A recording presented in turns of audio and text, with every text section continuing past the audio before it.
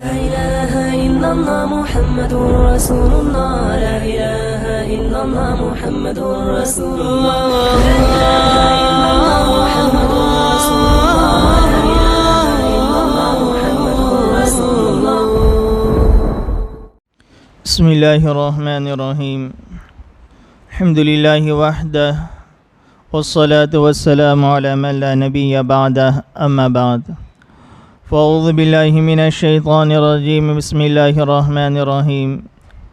إن المسلمين والمسلمات والمؤمنين والمؤمنات والقانتين والقانتات والصادقين والصادقات والصابرين والصابرات والخاشعين والخاشعات والمتصدقين والمتصدقات والصائمين والصائمات والحافظين فروجهم والحافظات والذاكرين الله كثيرا والذاكرات أعد الله لهم مغفرة وأجرا عظيما. صدق اللہ العظیم. بزرگان محترم اور میرے عزیز ساتھیوں، گزشتہ میں نے یہ بات بتائی تھی کہ اس آیت کریمہ میں اللہ رب العزت نے 10 صفتوں کا تذکرہ فرمایا. پہلی صفت کے متعلق کچھ باتیں گزشتہ آپ حضرات کے سامنے بیان کی گئی تھی. آج کی مجلس میں دوسری صفت کے متعلق کچھ باتیں آپ حضرات کے سامنے بیان کرنا ہے. اللہ فرما رہا ہے ان المسلمین والمسلمات. پہلی صفت اسلام والے مرد، اسلام والی عورتیں. دوسری صفت اللہ تعالیٰ فرما رہے ہیں والمؤمنین والمؤمنات، ایمان والے مرد اور ایمان والی عورتیں. گزشتہ میں نے یہ بات بتائی تھی کہ اسلام اور ایمان ان دونوں میں تھوڑا سا فرق ہے. اسلام کا تعلق زبان اور ظاہری اعضاء کے ساتھ ہے، اور ایمان کا تعلق انسان کے دل کے ساتھ ہے. ایمان کسے کہتے ہیں؟ ایمان کہتے ہیں کہ بغیر دیکھے ہوئے اللہ کو سچ ماننا، اللہ کے نبی کو برحق ماننا، بغیر دیکھے ہوئے قیامت کو، جنت کو، جہنم کو، قبر کے احوال کو دل سے تسلیم کرنا، ماننا، اس کا نام ایمان ہے. بغیر دیکھے ہوئے تسلیم کرنا. ایک انسان کسی چیز کو اپنے آنکھوں سے دیکھ رہا ہے اور پھر اس کو تصدیق کر رہا ہے، اس کو مان رہا ہے، اس کو ایمان نہیں کہیں گے. اس نے اپنی آنکھوں سے دیکھا، یہ مشاہدہ ہوا کہ دیکھنے کے بعد وہ کسی بات کا اقرار کر رہا ہے، تصدیق کر رہا ہے، اس کو ایمان نہیں کہیں گے. اس لیے اللہ تعالیٰ نے پہلے پارے میں سورہ بقرہ کی شروع آیت میں ارشاد فرمایا الف لام میم ذالک الکتاب لا ریب فیہ. یہ ایک ایسی کتاب ہے جس میں ذرہ برابر بھی شک شبے کی گنجائش نہیں. ھدی للمتقین، متقیوں کے لیے جو واقعی میں جن کے دل صاف ستھرے ہیں، اللہ سے ڈرنے والے. یہ کتاب ان لوگوں کو صحیح راستہ دکھلاتی ہے. جن لوگوں کے دلوں میں یہ کھوٹ ہے، جو اپنے دلوں میں حق نہیں رکھتے ہیں، ان لوگوں کے لیے یہ کتاب صحیح راہ نہیں دکھلاتی. الذین یؤمنون بالغیب، متقی کون ہیں؟ یؤمنون بالغیب، جو غیب پر ایمان رکھتے ہیں. غیب جو ہماری آنکھوں سے اوجھل ہے، جن کو ہم نے دیکھا نہیں، اس کو غیب کہا جاتا ہے.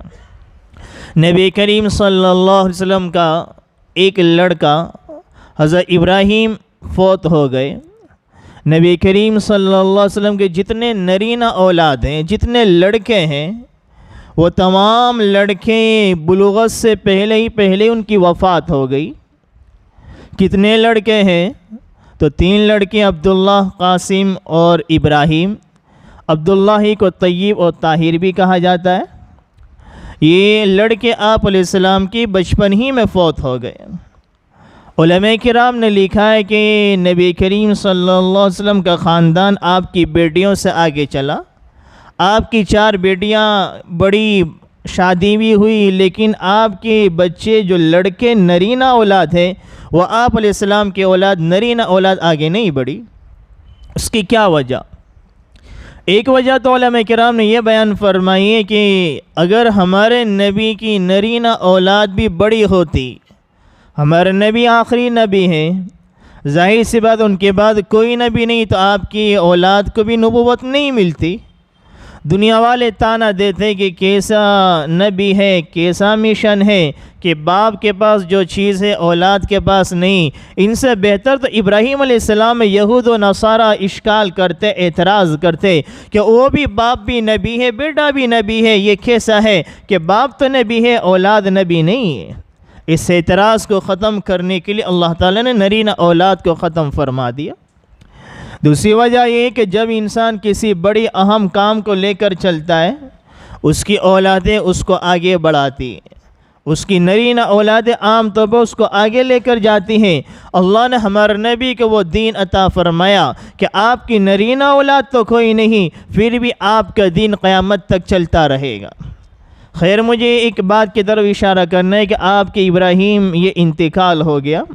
ماریہ قبطیہ سے یہ تھے، ماں ہوتی ہے، وہ رو رہی ہے، صدمہ ہے کہ جب کسی کی بچے کا انتقال ہو جائے تو اس ماں پر کیا گزرے گی اس کا ہم اندازہ نہیں لگا سکتے۔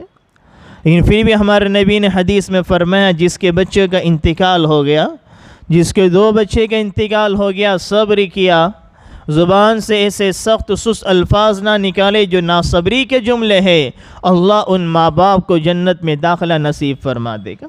کتنی بڑی خوشخبری ہے۔ بعد میں صبر نہیں، پہلے ہی صبر ہونا چاہیے۔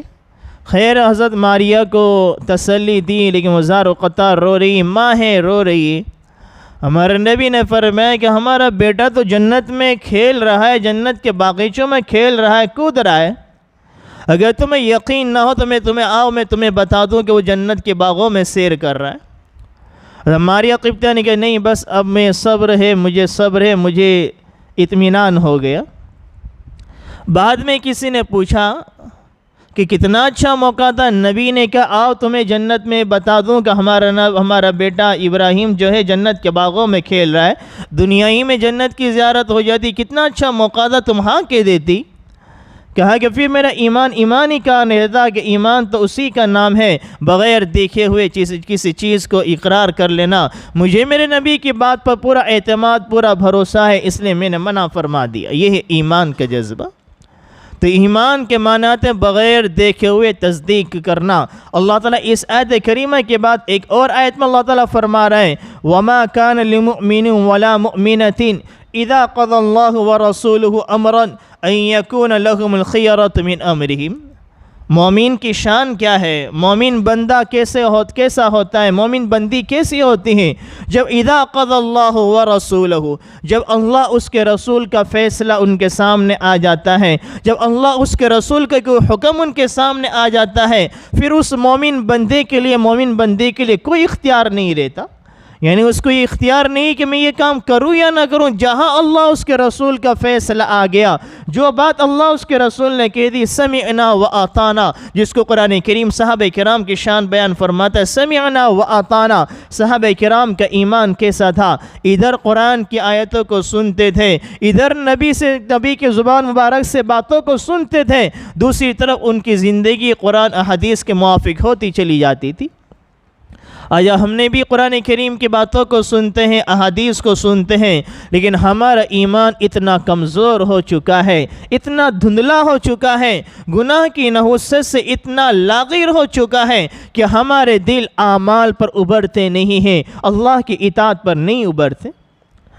نعوذ باللہ، ہمیں ہمارے نبی کی کلام پر اتنا اعتقاد، اتنا ایمان نہیں ہے جتنا کافروں کو ہوا کرتا تھا۔ صحابہ کرام کے ایمان کی کیا حالت تھی؟ نبی کریم صلی اللہ علیہ وسلم کو حکم ہوا کہ آپ مکہ المکرمہ چھوڑ کر مدینہ کی المنورہ کی طرف ہجرت فرما جائے۔ آپ علیہ السلام نے حضرت علی کرم اللہ وجہہ کو بلایا۔ ہمارے نبی کو لوگ صادق اور امین کہا کرتے تھے، کافر بھی اپنی امانت ہمارے نبی کے پاس رکھاتے تھے۔ ہمارے نبی نے حضرت علی کو بلایا، ہر ایک کی امانت کو سپرد کیا، یہ فلاں کی امانت ہے، یہ فلاں کی امانت ہے، میرے جانے کے بعد میں ہجرت کر کے جا رہا ہوں، تم میرے بستر پر سو جانا، صبح میں یہی امانت فلاں کو دے دینا، تاکہ کوئی یہ نہ کہے، حالانکہ کافر ہے، جانی دشمن ہے، کوئی یہ نہ کہے محمد تو امانت میں خیانت کر کے چلا گیا۔ حضرت علی نے تمام امانتوں کو لے لیا۔ ہمارے نبی کے بستر پر آرام فرمائے اور کفار مکہ جانی دشمن قتل کے ارادے پر چاروں طرف گھر کو گھیر لیا، قتل کے ارادے پر پوری تیاریاں ہے۔ حضرت علی صبح ہوئی، ادھر اللہ نے ہمارے نبی کو ان کے درمیان سے نکال دیا۔ وہ انتظار کرتے رہے، صبح نکلیں گے ہم قتل کر دیں گے، سارے قبیلے کے لوگ موجود ہیں، لیکن یہاں تو بستر پر حضرت علی لیٹے ہوئے ہیں۔ پھر حضرت علی صبح ہوئی، لوگوں کی امانتوں کو ہر ایک کو سپرد کر دیا، اور سپرد کر کے حضرت علی کرم اللہ وجہہ بھی مدینہ تشریف لے گئے۔ پھر حضرت علی سے پوچھا گیا کہ وہ رات کیسے آپ کی گزری تھی کہ چاروں طرف کفار مکہ قاتلین نے گھیراؤ ڈالا ہوا تھا، قتل پر تیار تھے، تو آپ کی تو بڑی بے چینی کے ساتھ، بڑی پریشانی کے ساتھ رات گزری ہوگی۔ حضرت علی کا ایمان دیکھی، علی نے فرمایا اس سے بہتر نیند کبھی مجھے زندگی میں نہیں آئی۔ کہ کیا وجہ ہے؟ چاروں طرف سے گھیراؤ ہے، تلوار ہے، قتل کی تیاریاں، کفار ہر قبیلے کا، ہر خاندان کا ایک فرد موجود ہے، قتل کرنے میں کوئی شبہ نہیں۔ حضرت علی نے کیا جملہ ارشاد فرمایا؟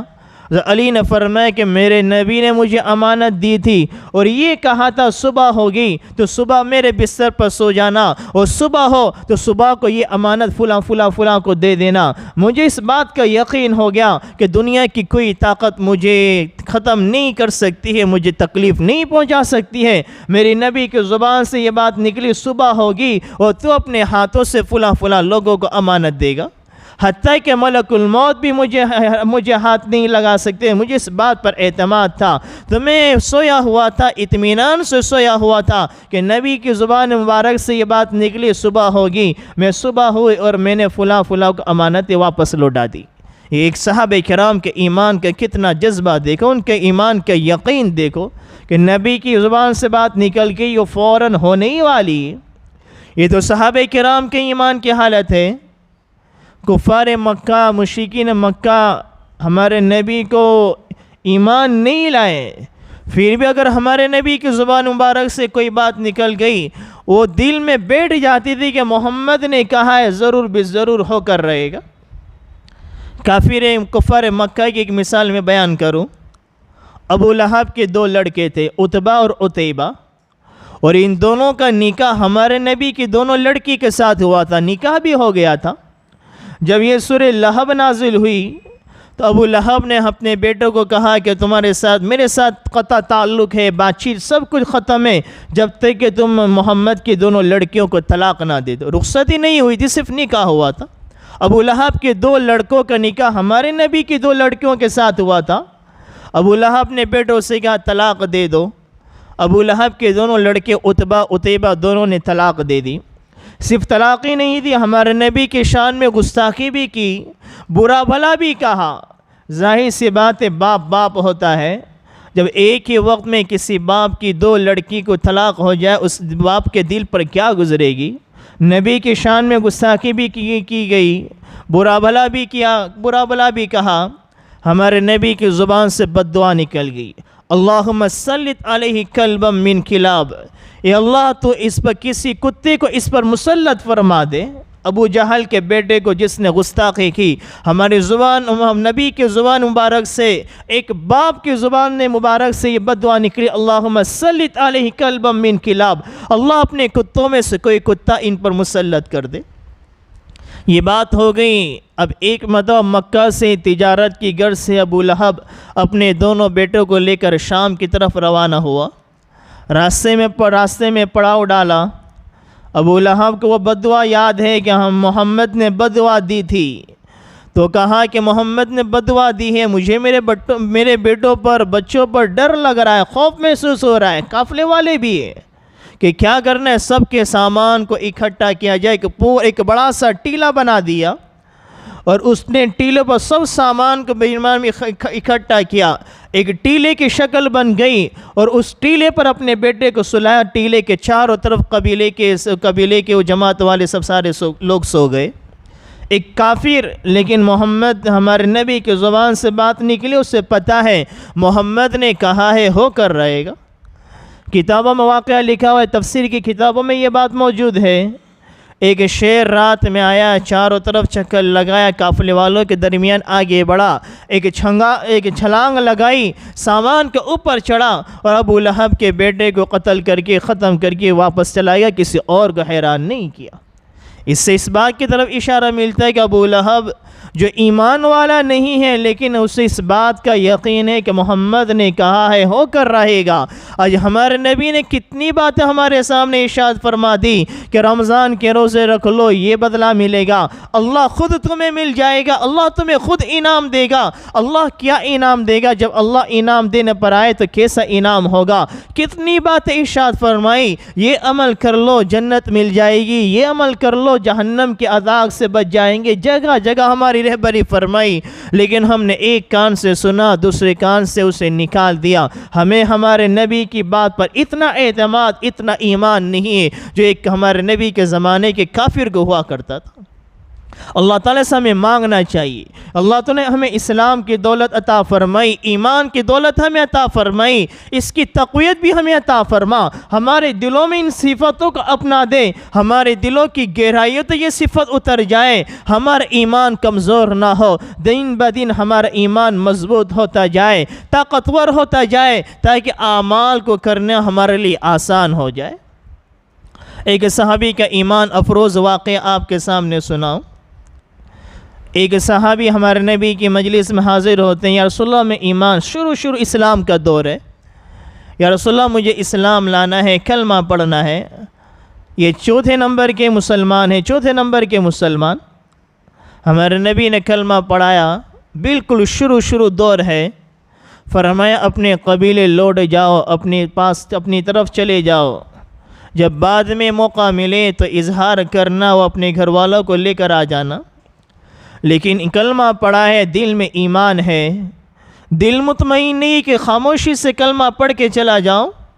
حرم شریف میں حاضر ہوتے ہیں، زور سے کفار مکہ، چاروں طرف کفار مکہ، مشرکین مکہ ہے، زور سے کلمہ پڑھتے ہیں، اپنے ایمان کا اظہار کرتے ہیں، پھر اپنے قبیلے میں، اپنے خاندان میں، اپنے گھر والوں کے پاس لوٹتے ہیں۔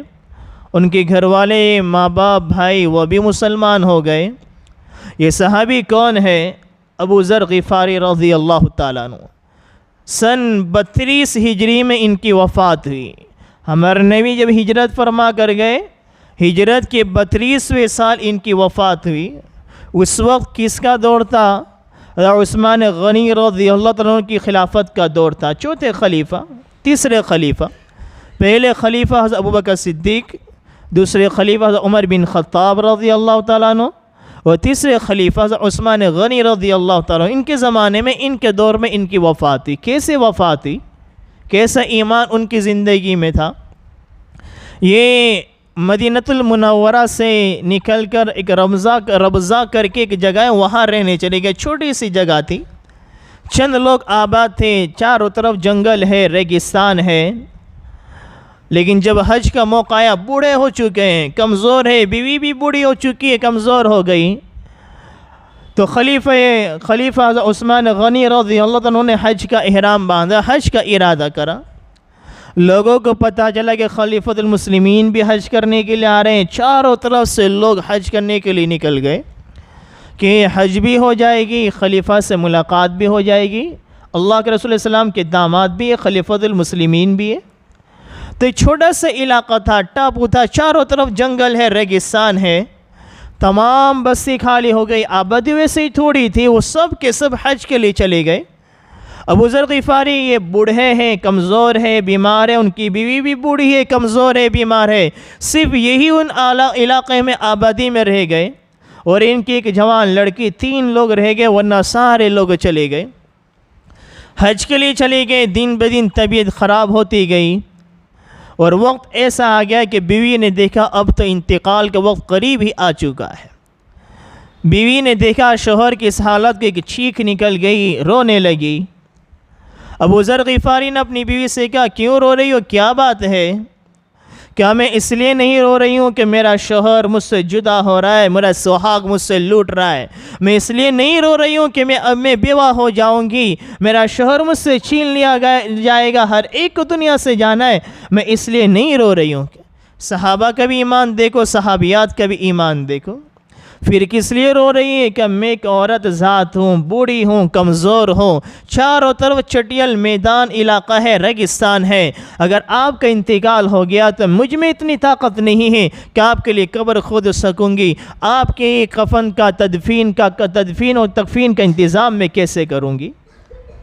ابو ذر غفاری نے فرمایا کہ فکر نہ کر، ایک مرتبہ ہم آپ علیہ السلام کے ساتھ تھے اور ہمارے ساتھ ایک جماعت تھی، نبی کریم صلی اللہ علیہ وسلم نے ارشاد فرمایا تم میں ایک شخص ایسا شخص ہے جو ریگستان میں بنجر علاقے میں چاروں طرف جنگلوں کے درمیان اس کی موت واقع ہوگی، لیکن اللہ ایک جماعت کو اس کی تکفین اور تدفین کے لیے بھیج دے گا، اس کے کفن دفن کے لیے، اس کی نماز جنازے کے لیے ایک مسلمان کی جماعت کو بھیج دے گا۔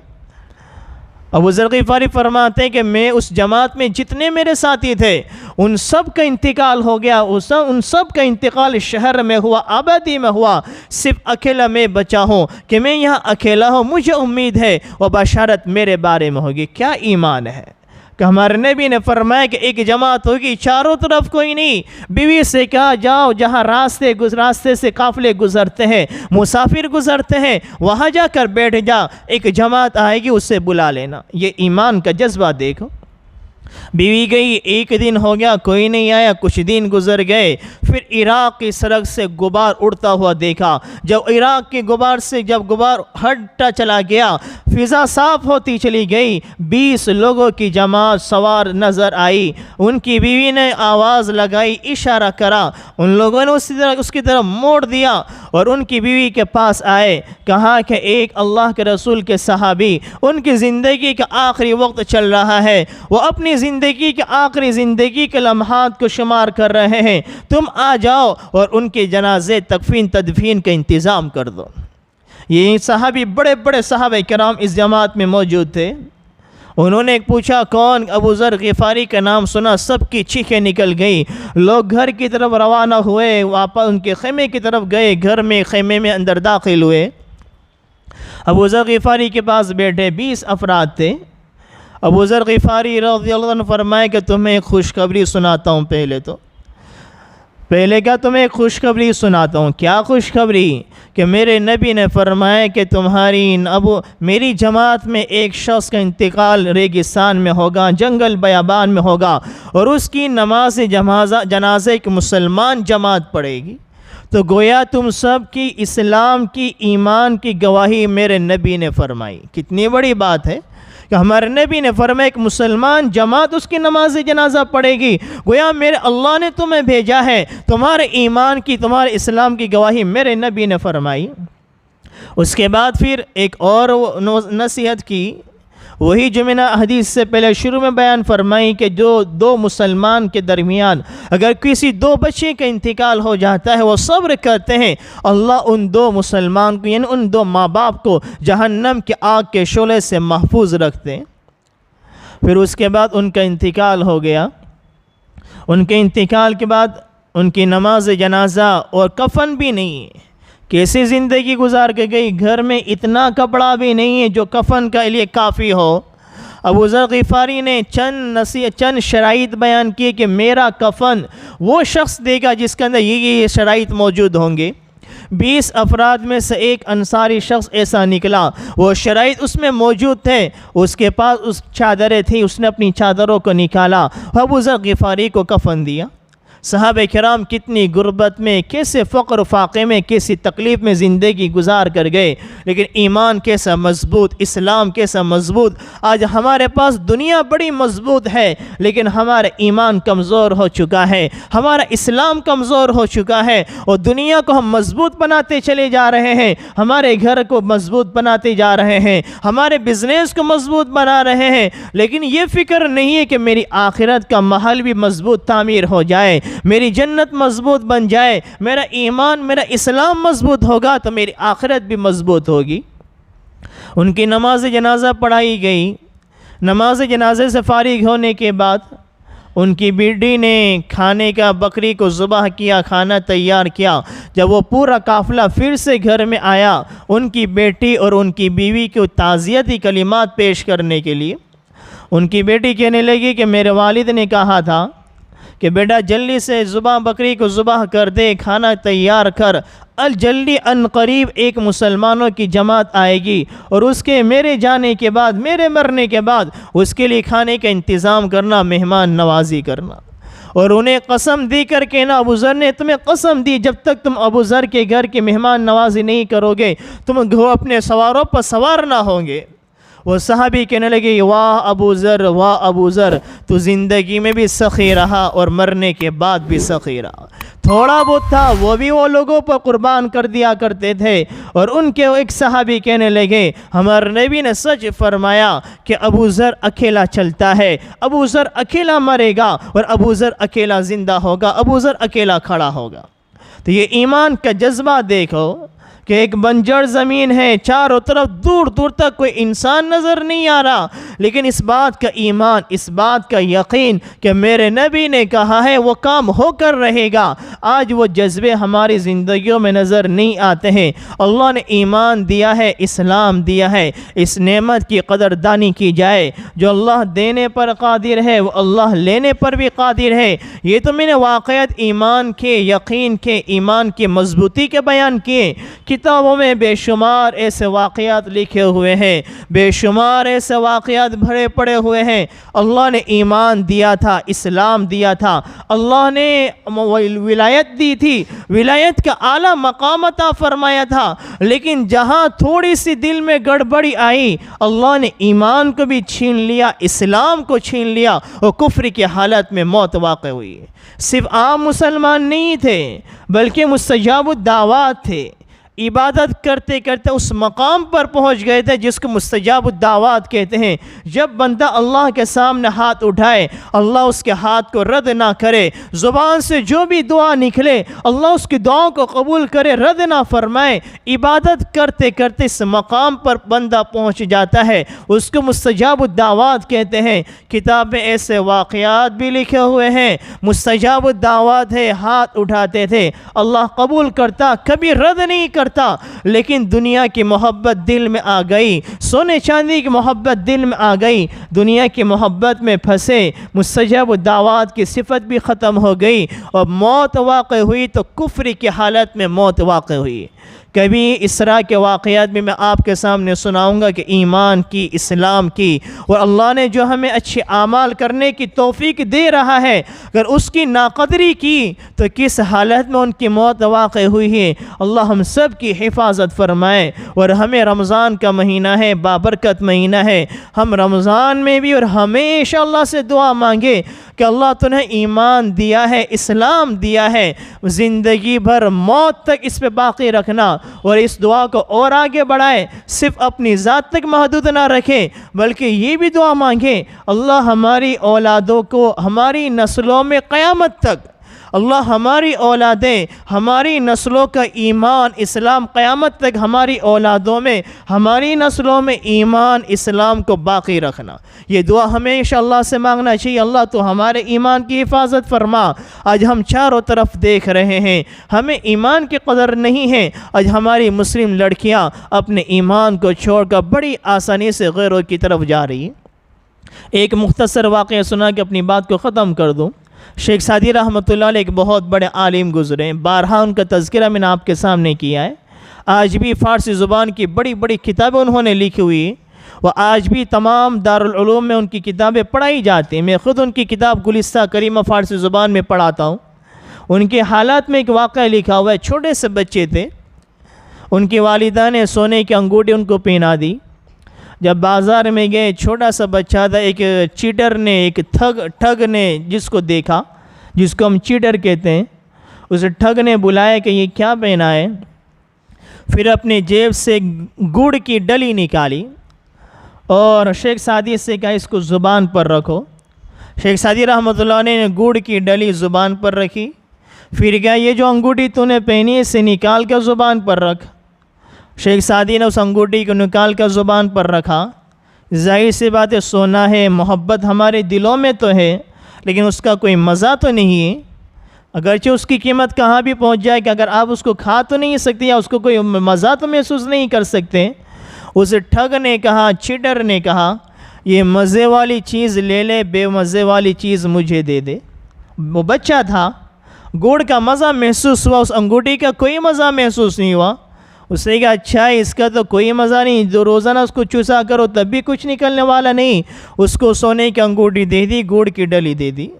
اگر اس کو شیخ سعدی کو ان انگوٹھی کی حقیقت پتہ ہوتی، اگر بازار میں بیچا جائے تو ایسے گڑ کے پہاڑ کھڑے ہو سکتے ہیں، لیکن انہیں حقیقت پتہ نہیں اس کی قیمت کیا ہے، حقیقت کیا ہے۔ ایک چھوٹی سی گڑ کی ڈلی مٹھاس کے بدلے میں اس کو دے دیا۔ آج ہماری نوجوان لڑکیوں کا حال یہی ہے کہ لذتوں کی خاطر، گناہ کی لذتوں کی خاطر، نفس کی لذتوں کی خاطر، خواہشات کی لذتوں کی خاطر ایمان کا مزہ دل میں اترا ہوا نہیں ہے، ایمان کی حلاوت قلوب میں اتری ہوئی نہیں ہے۔ تو انہیں پتہ نہیں کہ ایمان کی حلاوت کیا ہے۔ یہ ایمان تو بے مزہ ہے، ہمیں پوری زندگی اس کا کوئی مزہ نہیں آیا۔ یہ تو ہمیں خواہشات کو پورا کرنے میں مزہ آ رہا ہے، نفس کی تکمیل میں مزہ آ رہا ہے، ہمیں زنا کرنے میں مزہ آ رہا ہے۔ اپنے ایمان کو کفر کے ہاتھ فروخت کر رہے ہیں۔ اپنی اولاد کے لیے دعا بھی کرنا ہے، اللہ ہماری اولادوں، ہماری نسلوں کا قیامت تک ایمان اور اسلام کی حفاظت فرما۔ اور یہ کوشش بھی کرنا ہے، گھر کا ماحول بھی ایسا بنانا ہے کہ ہماری اولادیں ایمان اسلام کی اہمیتوں کو سمجھے۔ پوری دنیا اگر ان کے سامنے لا کر رکھ دی جائے تو ہماری اولاد ایمان کا سودا نہ کرے۔ اگر ہماری اولاد ہماری نظروں سے دور چلی جائے پھر بھی وہ ہمارے ایمان کے، اپنے اسلام کا سودا نہ کرے۔ ایسے گھر کا ماحول بنایا جائے، اپنے دلوں میں، اپنی اولادوں کے دلوں میں اس کی عظمتوں کو بٹھایا جائے۔ اللہ تعالیٰ جو کچھ کہا گیا اس پر عمل کرنے کی توفیق عطا فرمائے، آمین۔ وما علینا الا البلاغ۔